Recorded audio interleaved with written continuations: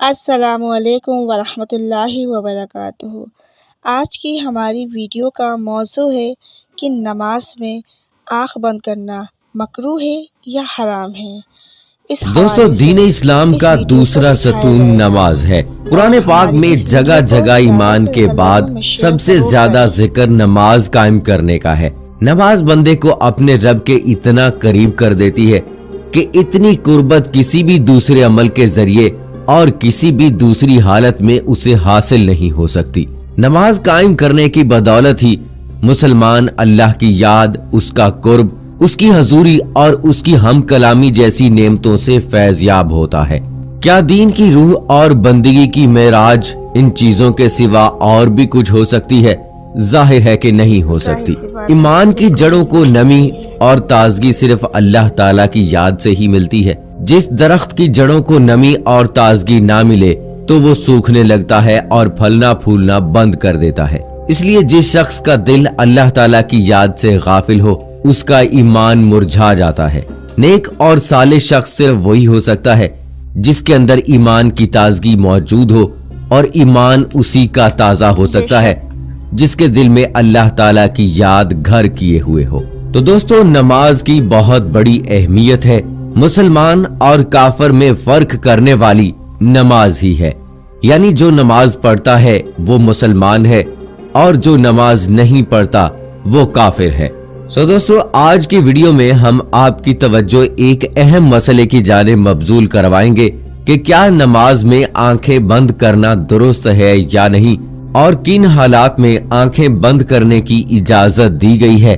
علماء نے اس حوالے سے کیا فرمایا ہے، اور نماز میں آنکھیں بند کرنے کے حوالے سے فقہا کی کیا رائے ہے، وہ بھی بتائیں گے۔ لیکن اس سے پہلے ضروری ہے کہ رسول پاک صلی اللہ علیہ وآلہ وسلم کی نماز کیسی تھی، اس حوالے سے بات کی جائے، کیونکہ حدیث پاک کا مفہوم ہے کہ تم نماز ویسے ہی ادا کرو جیسے تم نے مجھے ادا کرتے ہوئے دیکھا ہے۔ تو دوستو، اس لیے ضروری ہے کہ رسول پاک صلی اللہ علیہ وآلہ وسلم کی نماز کی حالت کے بارے میں جانا جائے کہ اللہ کے نبی نماز کس طرح سے ادا کرتے تھے۔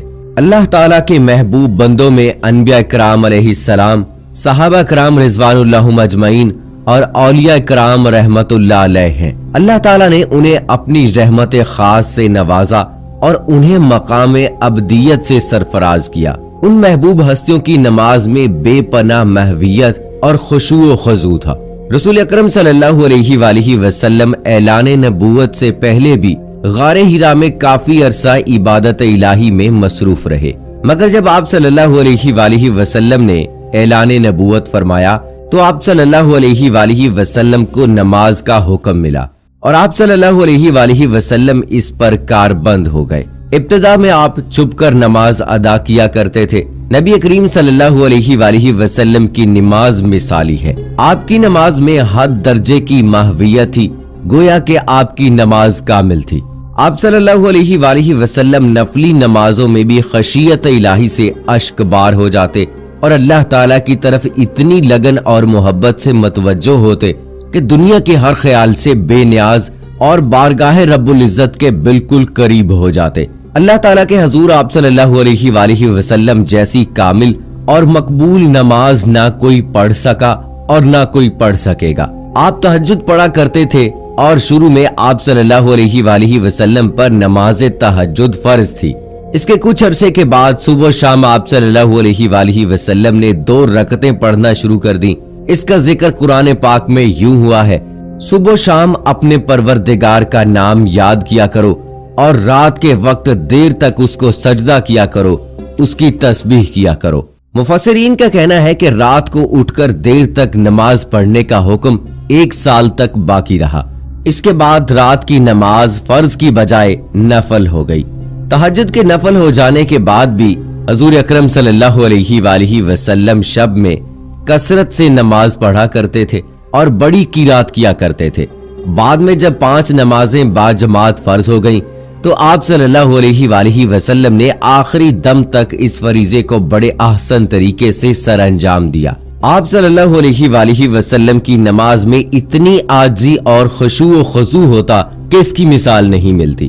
बुखारी शरीफ में है कि एक बार एक शख्स ने उम्मुल मोमिनीन हजरत आयशा सिद्दीक़ा रज़ी अल्लाह ताला अन्हो से दरख्वास्त की कि हजरत मोहम्मद सल्लल्लाहु अलैहि वसल्लम की कोई अजीब बात जो आपने देखी हो बयान कीजिए। हजरत आयशा सिद्दीक़ा रज़ी अल्लाह ताला अन्हा ने फरमाया, हुज़ूर अकरम सल्लल्लाहु अलैहि वसल्लम की कौन सी बात अजीब न थी, सभी बातें अजीब थी। चुनाचे एक शब का वाकया है कि हुज़ूर अकरम सल्लल्लाहु अलैहि वसल्लम मेरे पास तशरीफ लाए और लेट गए। फिर फरमाया, मुझे छोड़ दो, मैं अपने रब की इबादत करूं। ये फरमाकर नमाज के लिए खड़े हो गए और रोना शुरू कर दिया, यहाँ तक कि आंसू बहकर सीना मुबारक तक आ गए।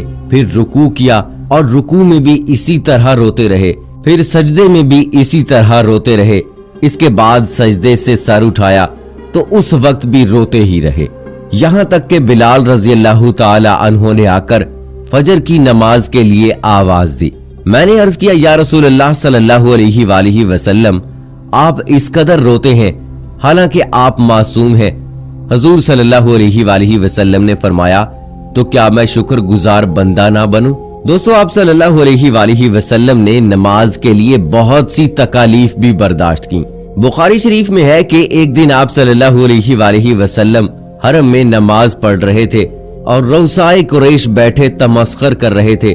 अबू जहल ने कहा, काश इस वक्त कोई जाता और ऊंट की ओज निजासत समेत उठा लाता और मोहम्मद सल्लल्लाहु अलैहि वसल्लम जब सजदे में जाते तो वो उनकी गर्दन पर डाल देता।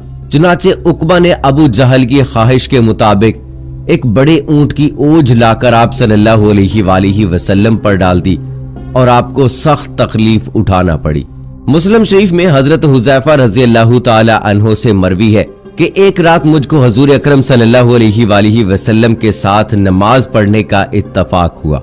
हुज़ूर अकरम सल्लल्लाहु अलैहि वसल्लम ने सूरह बकरा शुरू की। मैंने समझा आप 100 आयतों तक पढ़ेंगे, लेकिन जब आप इसको पढ़कर आगे बढ़े तो मैंने दिल में कहा शायद आप पूरी सूरा एक ही रकत में खत्म करना चाहते हैं। चुनाचे जब आपने इस सूरत को खत्म किया तो मैंने ख्याल किया अब आप रुकू करेंगे, लेकिन आप सल्लल्लाहु अलैहि वसल्लम ने फौरन सूरह आल इमरान शुरू कर दी और वो भी खत्म हो गई तो सूरह निसा शुरू कर दी। हुज़ूर अकरम सल्लल्लाहु अलैहि वसल्लम बहुत ठहर ठहर कर निहायत सुकून और इत्मीनान से किरत फरमा रहे थे और हर आयत के मजमून के मुताबिक दरमियान में तस्बीह और दुआ करते जाते थे।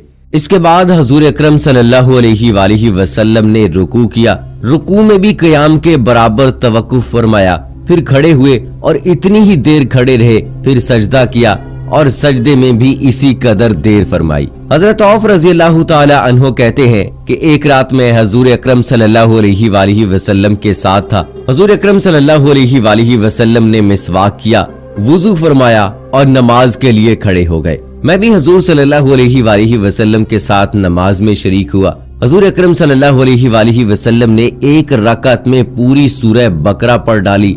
जहां रहमत की आयत आती ठहर जाते और देर तक रहमत की दुआ मांगते रहते। सूरह के आखिर पर रुकू किया और इतनी देर तक रुकू में रहे जितनी देर सूरह बकरा की किरत में लगी थी। रुकू के बाद इतना ही तवील सजदा किया। दूसरी रकत में सूरह आल इमरान पढ़ी। इसी तरह हर रकत में पूरी एक सूरह पढ़ते रहे। तो दोस्तों, रसूल पाक सल्लल्लाहु अलैहि वसल्लम सरकारे दो आलम इस तरह से नमाज पढ़ा करते थे। क्या हमने कभी गौर किया कि हम किस तरह से नमाज अदा करते हैं? क्या हमारी नमाज में कोई एक सूरत मुकम्मल पढ़ी जाती है?